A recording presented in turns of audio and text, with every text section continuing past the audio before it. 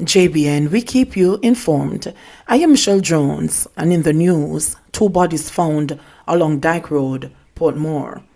The bodies of 2 men were found along Dyke Road, Portmore, St. Catherine, on Saturday. The deceased have been identified as Kabuki Smith, 18-year-old from Lower Mall Road, Kingston, and Osoni Tennant, a 26-year-old resident of a Kingston 11 address. Reports are that at about 7:30 a.m., a group of persons stumbled on the bodies while traveling along the road and alerted the police. A team of officers arrived at the area, and during a search, the bodies were found in bags. Police say they are yet to establish a motive for the killing. Sources have also suggested that the bodies may have been dumped in the area. Fear and anger in Ingleside after businesswoman's murder. The killing of a 63-year-old businesswoman in Ingleside, Manchester, has triggered fear and anger among the community's mostly elderly residents. I feel very bad because Ingleside has always been a quiet place. For this to happen, it leaves us down and traumatized because this would be another painful killing here, said a senior citizen who spoke on condition of anonymity. Another resident said that the community has been preyed on by criminals despite the efforts of the police. We feel so bad to know that it's mostly seniors living here, and for something to happen like this, we're not comfortable. I don't know what we can do to be protected. We have the police patrol, but the criminals are watching them. Criminals are watching the police patrol cars to know when to come in here, the resident said. However, head of the Manchester Police, Superintendent Gary Francis, has sought to reassure the residents. We are present in the community and will continue to be there even as we investigate this incident, he said. Francis said on Friday that the police responded to calls that Marcia Chinyu, a former proprietor of Grand Market Supermarket in Mandeville and a resident of Ingleside Close, was found by neighbors seated in her motor car at her home about 8:30 p.m. on Thursday with multiple stab wounds. The Constabulary's Corporate Communications Unit had reported that Chinyu was last seen alive on Wednesday. Yesterday, Superintendent Francis said 3 people, including a woman, have been taken into custody in regards to Chinyu's murder.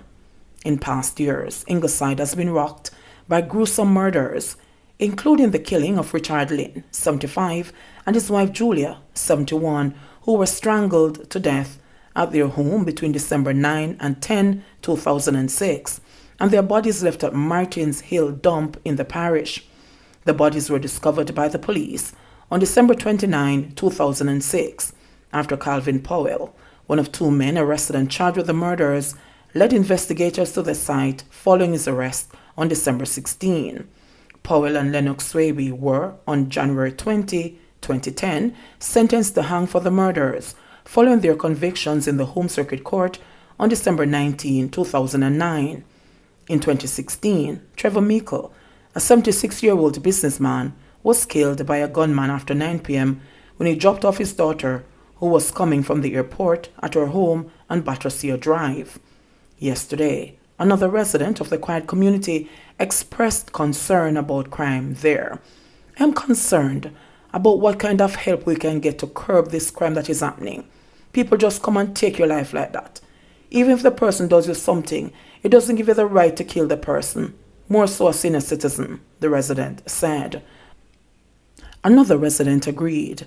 I'm annoyed about it because some things don't add up, he said. I'm disgusted as well because something like this should never happen. We're not used to that here. We're used to quietness. It makes us uncomfortable. As the police issue an appeal for anyone with information that can assist in their investigation to come forward, residents express hope that justice will be served. Tension high as motorcyclist killed in Mandeville crash. There is no strong police presence in Battersea, Mandeville, as residents expressed anger following the death of one of their own, a motorcyclist, in a crash this afternoon. Relatives of the deceased identified him as Tajay Millard. The crash happened on the Winston Jones Highway shortly before 1 p.m. and involved a public passenger vehicle and a motorcycle. Eyewitness reports are that both the motorcycle and the taxi were traveling uphill towards Mandeville when the crash happened. The now deceased man was reportedly dragged on the road surface as he was pinned under the taxi. He was taken to hospital and pronounced dead on arrival. Relatives of the deceased man said they want justice. Paulwell elected PNP chairman Campbell to become General Secretary. Phillip Paulwell has been elected chairman of the People's National Party PNP, while Dr Dayton Campbell won the bid to replace Julian Robinson as the party's General Secretary. Voting for the two posts took place earlier today on the grounds of Jamaica College in St. Andrew. Paulwell was up against Angela Brown Burke, and the other candidate for the post of General Secretary was Raymond Price. A total of 288 delegates voted in the election. Paulwell got 153 votes to Brown Burke's 133, while Campbell received 148 votes and Price got 139. 5 COVID patients die, 40 new cases recorded. 5 people have died from the coronavirus, COVID-19 in Jamaica, while 40 new cases of the virus were recorded in the island in the last 24 hours.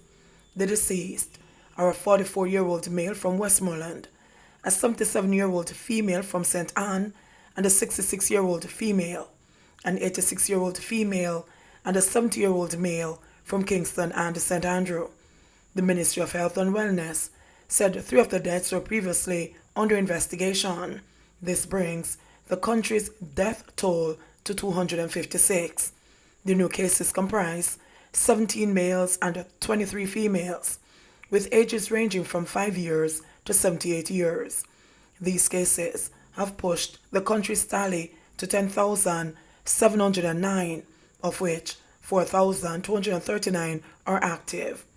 Of the new cases, 14 are from Kingston and St. Andrew, 8 are from St. Anne, 4 are from St. Catherine, 3 each are from St. Mary, Trelawney and Westmoreland, and 1 each are from Clarendon, Hanover, Manchester, St. James and St. Thomas. The ministry said all of the new cases are under investigation. Meanwhile, another death was reported as coincidental, while 1 was reported as under investigation. The ministry also said 113 patients have recovered from the virus, bringing the country's total recoveries to 6,066. High duties face supplier to halt import of kidney bean seeds. Frustrated by the high customs duties charged for red kidney beans to be planted in Jamaica, a St. Catherine-based farm store owner has discontinued importing the seeds. O'Brien Johnson, managing director of St. Jago Farm and Hardware Supplies, said that with several applications to the Ministry of Finance for waivers being thrown through the window, he had no other option. I have a big issue with how they view these types of things when I have to pay 86% in duties, and to put that onto the cost of farmers, I stop importing it, he said. These are imported seeds for farmers. How could you go and ask a man to pay 86% duty on seeds to plant? So Jamaica will forever be importing red peas, Johnson said, following the handover ceremony of COVID-19 assistance vouchers for farmers on Thursday at the Denby Showground in Clarendon. Johnson lamented that farmers were not sufficiently appreciated for the important role they play in the country. They don't get the type of recognition and the respect they deserve being a farmer. And I want to change that, because you can't survive without farmers, he said, pointing out that the culture goes way back, with many people thinking that farming is what you do when you can't do anything else. As a result, Johnson said, the profession is not looked at with dignity, but that perspective needs to be changed. Bear in mind, when you talk about farming, first thing come to a man's mind is machete, and that they work in the sun. It's not like that now, he said. In his keynote address at the function, Agriculture Minister Floyd Green also addressed the issue, saying that farming had to be repositioned in a way that young people could appreciate agriculture as a prospective career. A young person who is now evaluating the space, looking to a profession that can generate wealth and income, should choose agriculture, because no matter how far technology goes, it will never replace farming, Green said to loud cheers. Johnson also lamented the practice of arable lands being used for housing development, something he said would eventually kill the business, stressing that he's not against development. He said that the practice must be halted. You don't just take production land and put up housing. We need to have a policy where we reserve arable land for agriculture and use marginal land for development, he said, adding that it should be taken seriously as food security could be threatened. Responding to Johnson's land utilization concerns, Green said that he agreed with the principle of the sentiment. He added that the ministry would have to look how legal policy documents could be strengthened as the land utilization was a serious matter. That is the biggest threat. We have zoned the lands for agriculture, but the problem is we have not put them to use. And you know what they say, anything stay too long? The minister said. JBN, we keep you informed. Please remember to subscribe, like, share, leave us a comment and click the notification bell to receive our daily news items.